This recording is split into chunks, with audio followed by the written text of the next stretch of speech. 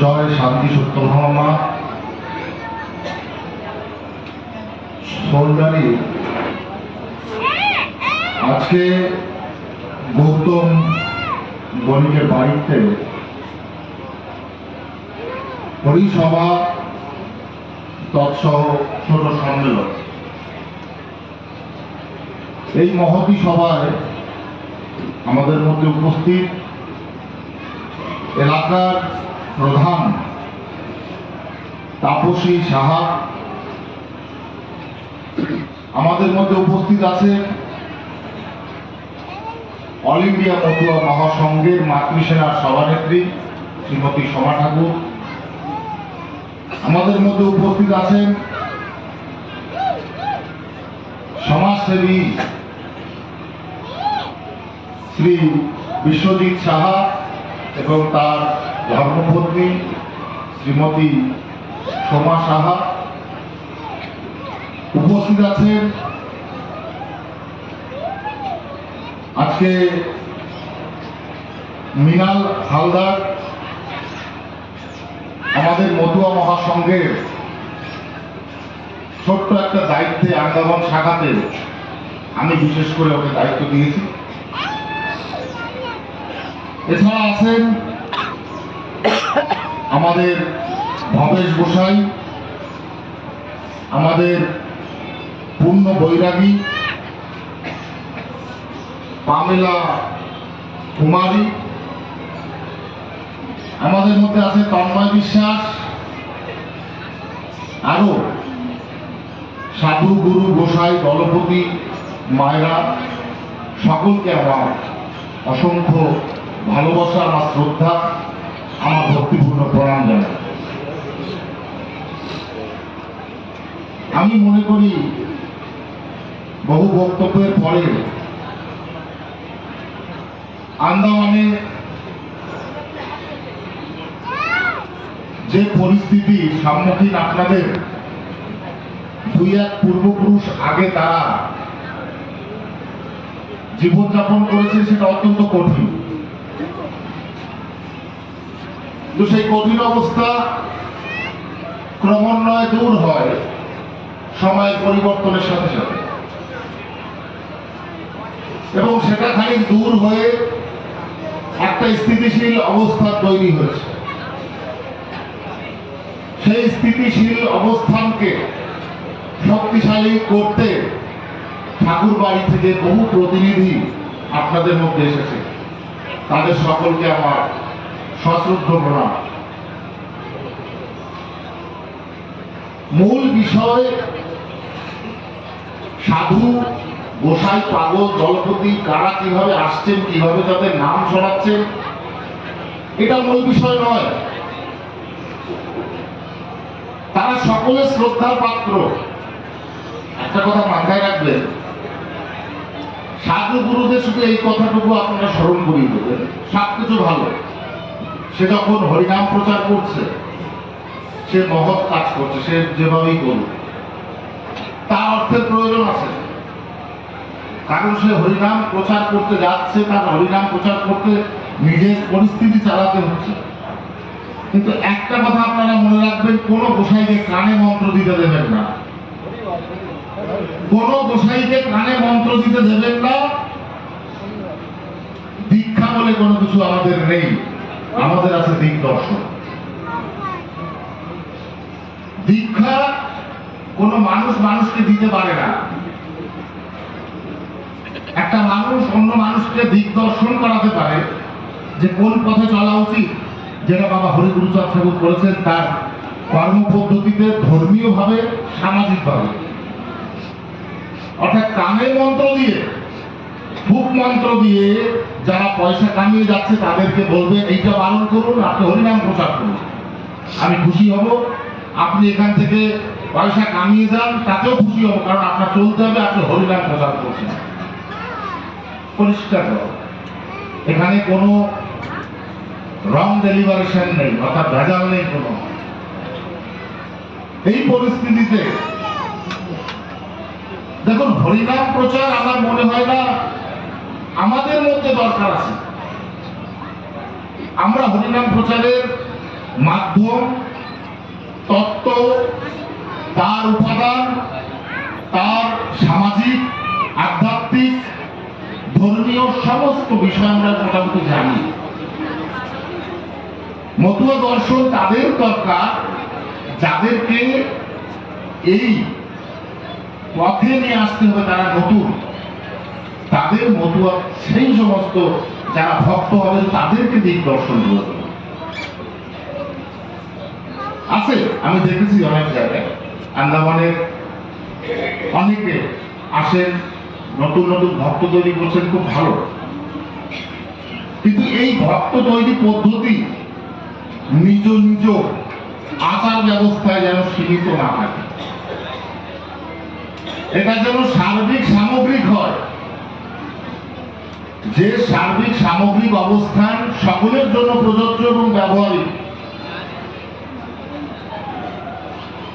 আমি মনে করি এখন সময় এসেছে স্বর্গীয় শ্রদ্ধেয় প্রমথরঞ্জন ঠাকুর মহাশয় বাংলাদেশের খুলনা জেলাতে 1943 সালে মতুয়া মহাসংঘ গঠন করেছিলেন এবং সেই মতুয়া মহাসংঘের উদ্দেশ্য ছিল নিপীড়িত, নিষ্পেষিত, অবহেলিত মানুষের সেবা করা, তাদেরকে পরিষেবা দেওয়া। সে যে ধর্মের মানুষ হোক না কেন, যে সমাজের মানুষ হোক না কেন, অবশ্যই মোস্ট প্রবাবলি আমরা সবচাইতে বেশি নিপীড়িত, তাতে আর্থিক হোক, ধর্মীয় হোক বা সামাজিক হোক, যার জন্য এই মতুয়া মহাসংঘ কমিশন আছে। পরবর্তীতে দেশভাগ এবং দেশভাগের পরে দীর্ঘ সময় কঠিন অবস্থায় দেশের পরিস্থিতি ছিল, যে কারণে মতুয়া মহাসংঘকে সচ্ছলভাবে চালানো যায়নি।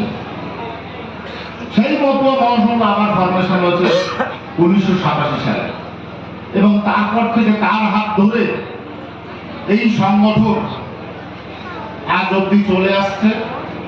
এবং এই সংগঠন এবং তার সাংগঠনিক প্রক্রিয়া সম্পর্কে আমার বলার উদ্দেশ্য এই কারণে, কারণ ভক্তিবাদ এবং ঠাকুরের যে আধ্যাত্মবাদ নিয়ে আপনারা অনেক চর্চা করেন, তাও বললেও বলা যেতে পারে, কিন্তু সেগুলো আপনারা সবসময় আলোচনা করেন, আপনার স্মৃতিগোচর।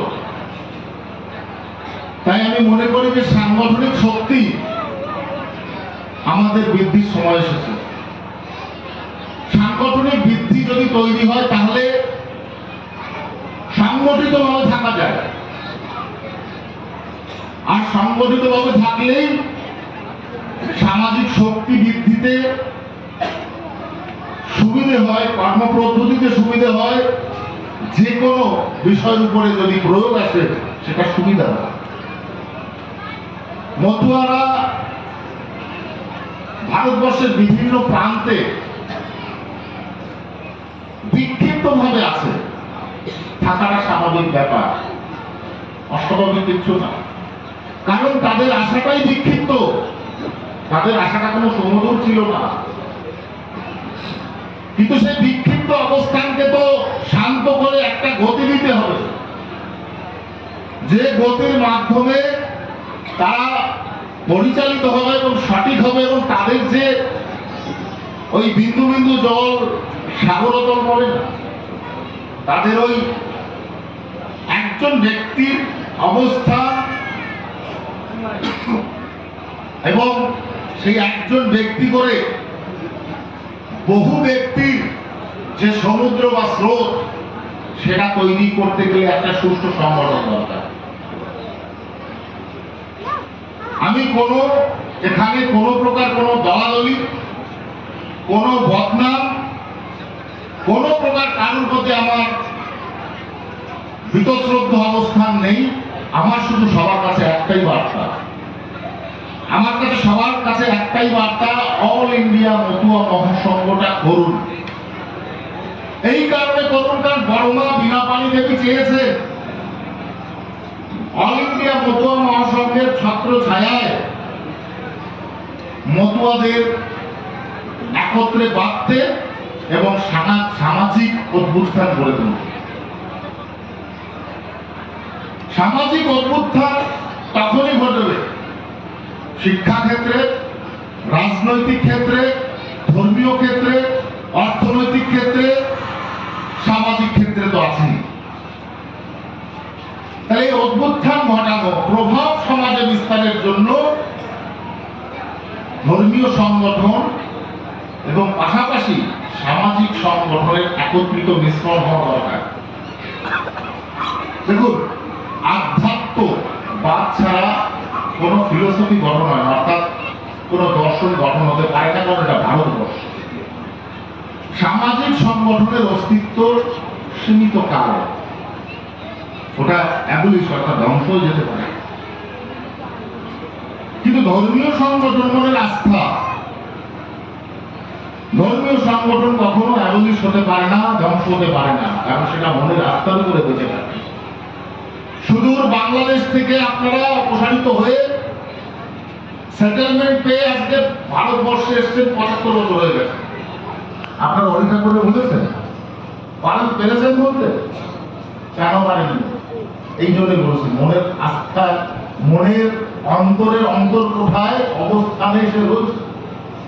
তাহলে সেটা নিয়ে যদি আমরা দলাদলি করি, নেগেটিভ ওয়েতে ছুটি, সেটাকে আমাদের ক্ষেত্রে বিশেষ আপ্লিটমেন্ট অর্থাৎ উত্থানের কাজ হচ্ছে না।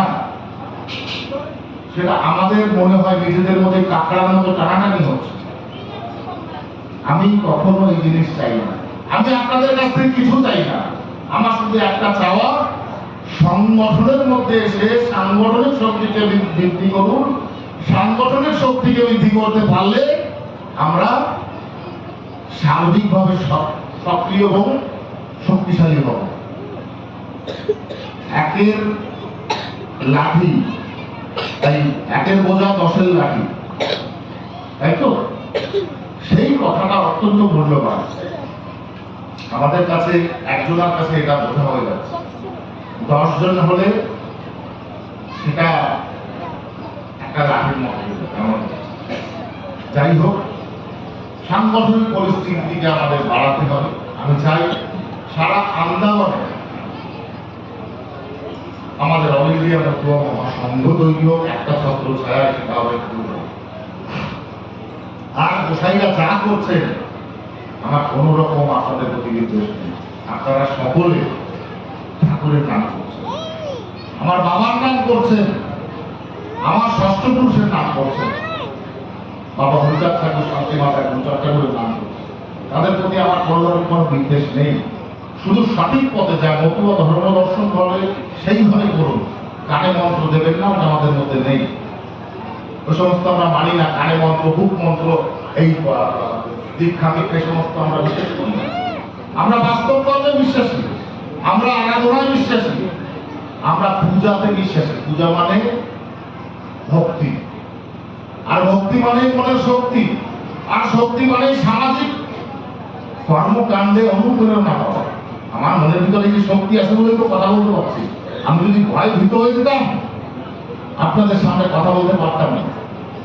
এই মনের শক্তি উপাসনায় তৈরি হয়, আর কিছু নয়। সমস্ত কিছু চলে একটা উপবিন্দু, যে বিন্দু হচ্ছে শক্তি, আর সেই শক্তি আমরা অর্জন করি। আমি যতক্ষণ না পর্যন্ত সেই শক্তিটা ভিতরে নিয়ে ডেলিভারেশন দিতে পারবো আপনার কাছে, তো আপনিও শক্তি প্রাপ্তি পাবেন। কিন্তু সেটা কি বুক মন্ত্রের মাধ্যমে না সঠিক দিক দর্শনের মাধ্যমে? এইটাই বোঝা দরকার। এই বিষয়গুলো আমাদের বোঝা দরকার, যে কোথায় কোন জিনিস উপলব্ধি হওয়া দরকার। বহু রকম চাহিদা, বহু রকম আকাঙ্ক্ষা, সেগুলো দূর হবে কি করে? আপনারা তো সামাজিক দিক থেকে শক্তিশালী না। আর সেই জায়গাগুলো চাইতে গেলে সামাজিক শক্তিশালী হতে হবে। তারপরে রাজনৈতিক যে সুবিধা, সেটা অটোমেটিক পাবেন। করে দেখেন। আর আমি সেটাই চাই, যে আপনার সুবিধা সরকার দেবে। সরকার তো তখন দেবে যখন আপনি সমবত থাকবেন, ঠিক কিনা? হরিচাঁদ ঠাকুর 1800 উপরে স্কুল তৈরি করেছে, কিভাবে?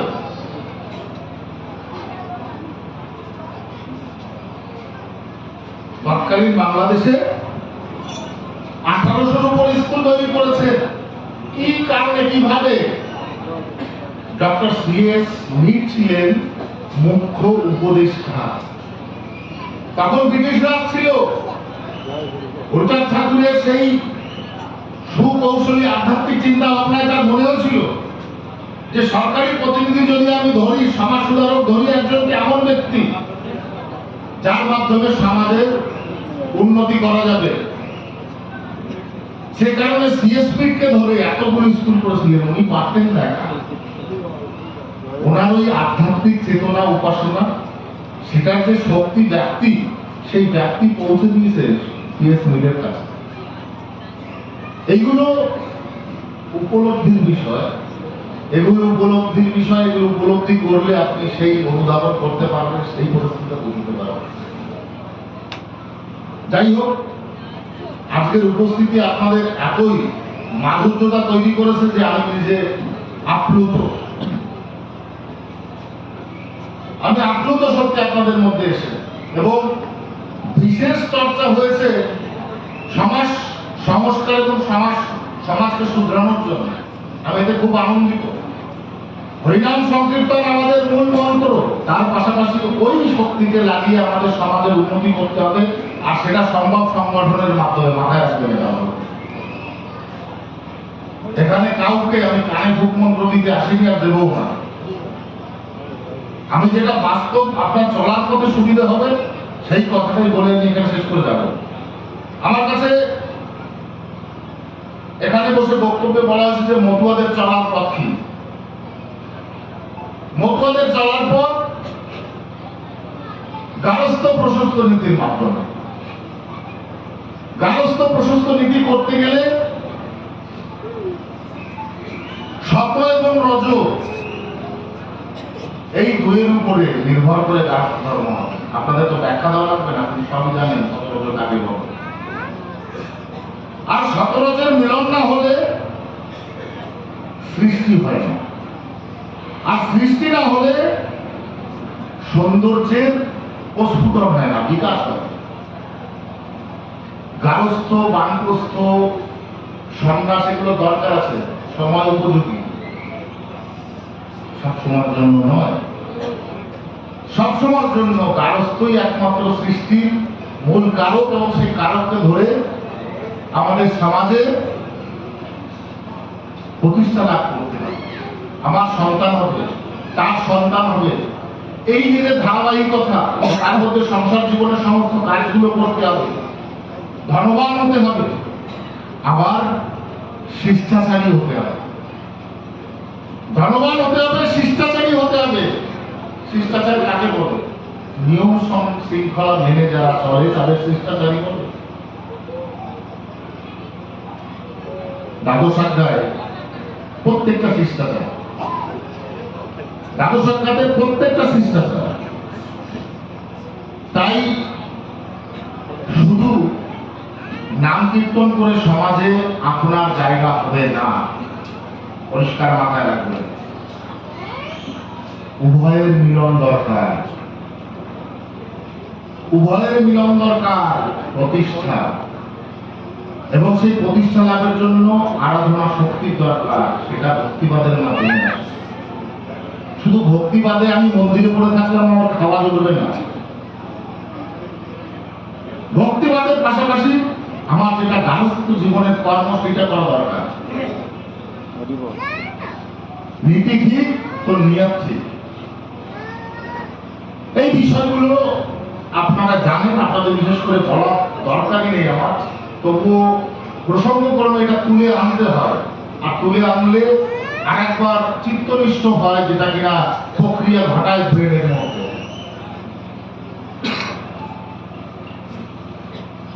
আমি চাই আন্দামান স্টেট কমিটি তৈরি হোক।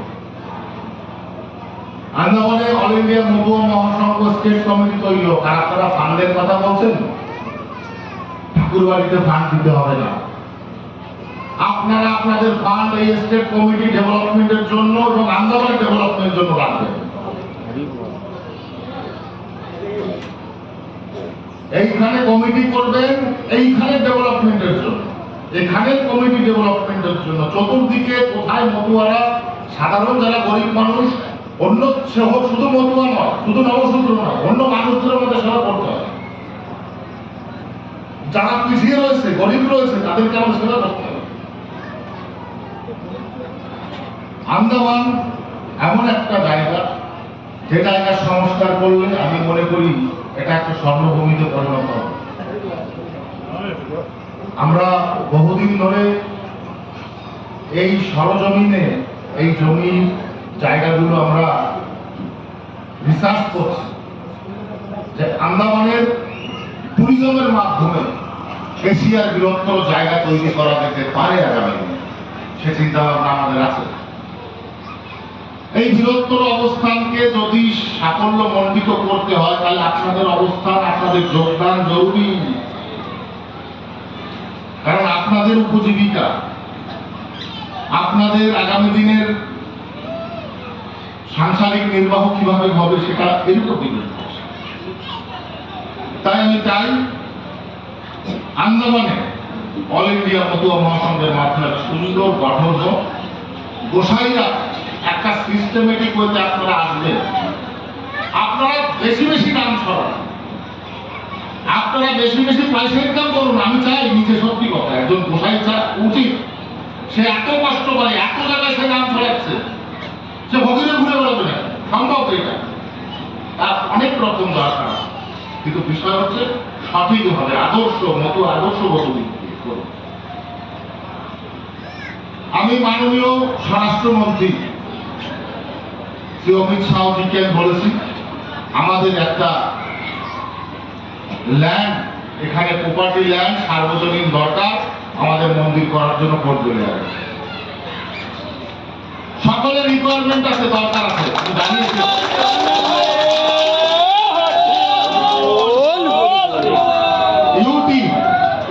ইউটির মধ্যে আমাদের সবচাইতে বেশি মতুয়া পার্সেন্টেজ, একদম সঠিক ফিগার বলছি না, 60-65% ধরুন, তার বেশি হবে। তাহলে সেখানে সেই কমিউনিটির একটা ধর্মীয় আচার ব্যবস্থা উদযাপন করবার একটা জায়গা থাকবে না, এটা হতে পারে না। এটা হচ্ছে আমাদের সর্বপ্রথম ফান্ডামেন্টাল রাইট, ধর্ম উপাসনা করার জায়গা দেওয়া। আমি সেটা নিয়ে আলোচনায় আছি।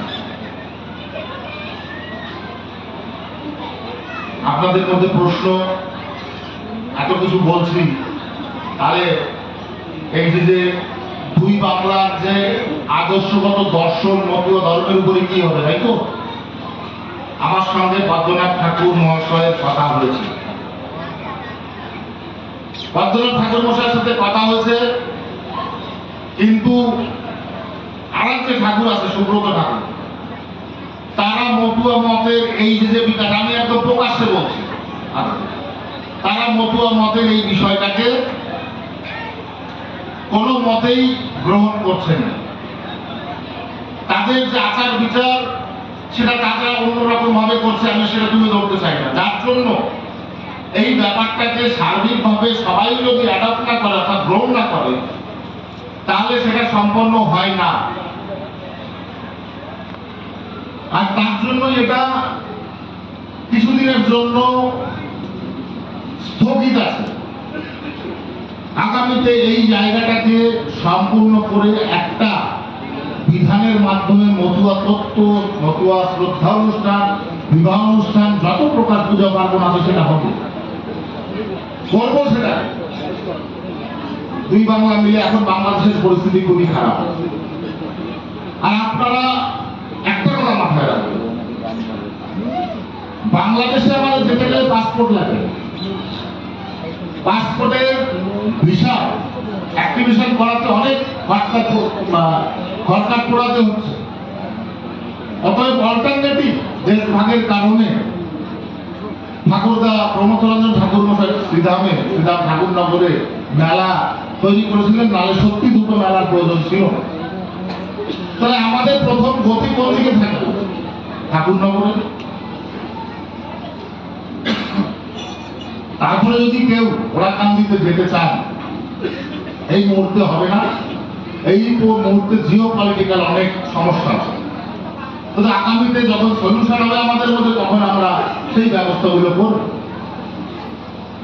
তাই আমি বলছি যে ওপার থেকে ঠাকুররা আসলে আপনারা তাদের সাথে আলোচনা করবেন যে এই চর্চাটা তো শান্তনু ঠাকুর এইভাবে বলে গেছিলেন, তাহলে আগামী দিনে করা যায় কিনা সেটা কিন্তু আপনাদের উপর দায়িত্ব। সব দায়িত্ব আমাদের উপর দিলে হবে না, ভক্ত সমাজেরও দায়িত্ব আছে কর্ম করবার এবং সেই কর্মের হাত বাটানো, অর্থাৎ হাত দিয়ে সেই কর্মকে আগে নিয়ে যাওয়া।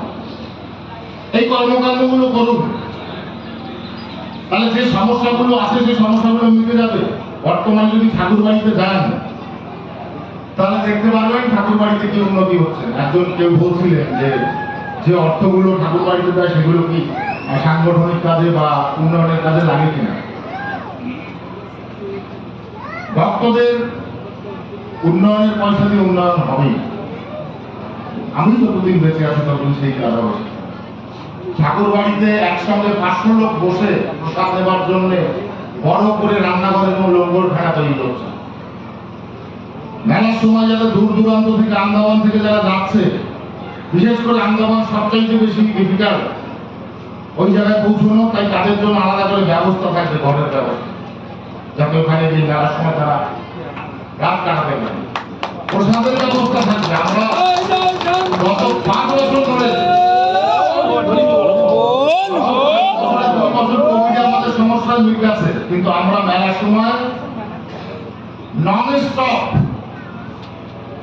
কোন রকম থামিয়ে আমরা খিচুড়ি প্রসাদ আমরা দিয়ে গেছি ভক্তদের। অনেকের বোধহয় জানা আছে। এইগুলো যতদিন ক্ষমতায় থাকতে পারবো চালাবো, তারপরে কি করতে পথ পারবো সেটাই না। আমরা গত বছরের আগের বছর সিট দিয়েছিলাম আন্দামান থেকে যাওয়ার জন্য, 50 জন প্যাসেঞ্জার হয়নি, কিন্তু আমাদের তখন মতুয়া কার্ড ছিল 15 দিনের বেশি আগে ডিক্লিয়ারেশনে, 21 দিন আগে তো ডিক্লিয়ারেশন দেওয়া ছিল। 3 মাস আগে ডিক্লিয়ারেশন দিয়ে রাখা যায়? একবার তো শুনলেই তখন আমার মনে হয় প্রচার চলে যায়। যে কারণে 500 জন লোক যাওয়ার কথা ছিল সেখানে 50 জন লোক তো যায়নি। যাই হোক, আর গত বছর ইলেকশন কমিশনের আন্ডারে থাকার জন্য সিট দিতে পারেনি। এবছর আমরা চেষ্টা করব সিট দেবার, যাতে মেলার সময় এখান থেকে ভক্তরা যেতে পারে। সারা ভারতবর্ষে বিভিন্ন প্রান্ত থেকে আমরা ট্রেন দিই। উত্তর ভারত, মধ্য ভারত, দক্ষিণ ভারত থেকে ট্রেন আসে, আপনারা জানেন। আপনাদের যারা আত্মীয় আছে কর্ণাটকে, মহারাষ্ট্রে, উত্তরাখণ্ডে তারা আসে। তো সেখান থেকে ভক্তরা প্রতি বছর আমাদের বারোয়ারি মহামেলাতে আসে এবং তারা সেখান থেকে তাদের পূর্ণতা অর্জন করে তাদের আধ্যাত্মিকতাকে কিভাবে তারা পালন করে তারা সঠিকভাবে যেতে পারে এবং টাইমিং দেওয়া থাকে। আগামী দিনে বলিষ্ঠ এবং সঠিক পথ প্রচলন করবার জন্য অল ইন্ডিয়া মধ্য মহাসংঘের ব্যতিক্রম আর কিছু নেই। এই মধ্য মহাসংঘের মাধ্যমে স্বর্গীয় প্রমথরঞ্জন ঠাকুর চেয়েছিলেন, ভগবান গুরুচাঁদ ঠাকুর চেয়েছিলেন সংঘ তৈরি হোক। প্রথমে মিশন বানিয়েছিলেন, পরবর্তীতে গোপাল সাধু ঠাকুর মহাশয়, বিপিন চাঁদ গোসাইয়ের মাধ্যমে তারা ওনার ব্যর্থতা ছিল যে সংঘ তৈরি হোক, যে সংঘ পরিচালিত হোক একটা দেশি নামে, কারণ মিশন কথাটা ইংরেজি কথা। তো সেখানে সেই সংঘ 32 সালে গুরুচাঁদ ঠাকুর চিন্তা ভাবনা করেছেন, কিন্তু সেটা অফিসিয়াল ভাবে সেই সময় তৈরি করার মতো পরিস্থিতি ছিল না। তাই 43 সালে স্বর্গীয় প্রমথরঞ্জন ঠাকুর সেটাকে করেন। সেই সংগঠন বড়মা বীণাপাণি তার আঁচলের তলায় পালন করে আজকে ছোট ছোট করে এইটুকু এত বড় করেছে। অর্থাৎ তার সার্থকতা আগামী দিনে সফল হবেই, এই আমি আশা রাখি। এবং সকলের সাংগঠনিক ভাবে যদি আমরা চলি তাহলে সকলের অবস্থান, বিচার, পরিস্থিতি আমরা জানতে পারবো, কে কেমন ভাবে কোথায় আছে। আপনারা ঠাকুর বাড়িতে যাবেন, আপনাদের মতুয়া কার্ড আছে? হ্যাঁ আছে। যার নেই যাবেন, মতুয়া কার্ড আমরা করে দেবো। মতুয়া কার্ড করলে আপনার ফ্যামিলি থেকে শুরু করে আপনার আত্মীয়দের একটা আইডেন্টিটি হবে যে এরা মতুয়া সংগঠনের লোক। এটা দরকার আছে।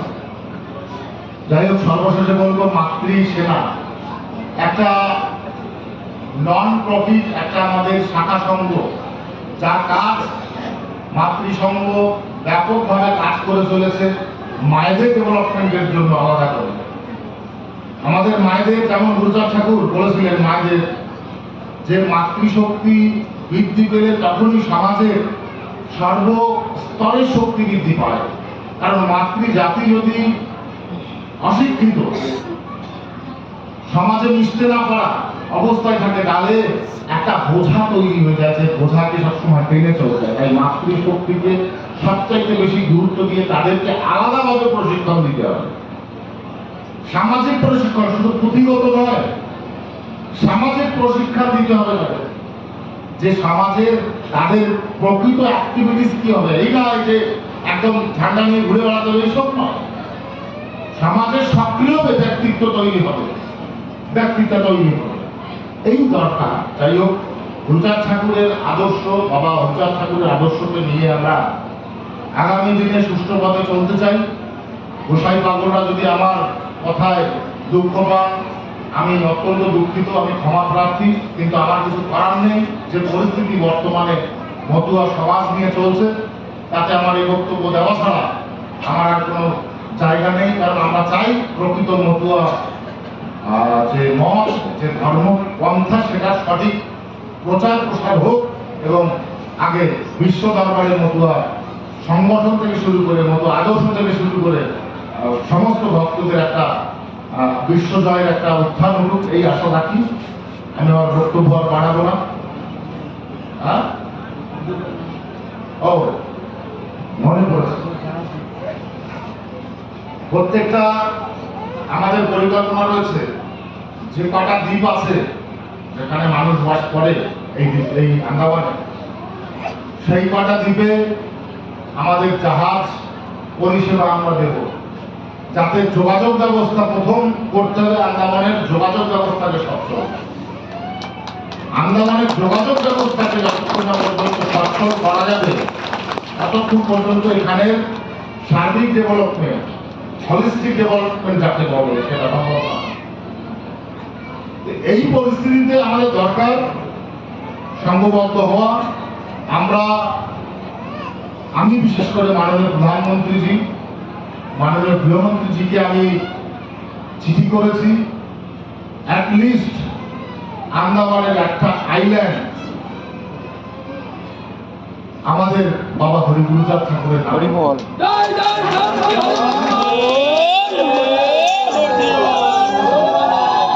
আমি আপনাদের সাংসদ যিনি আছেন এখানে, তাকেও বলেছি পার্লামেন্টে প্রস্তাব তুলতে।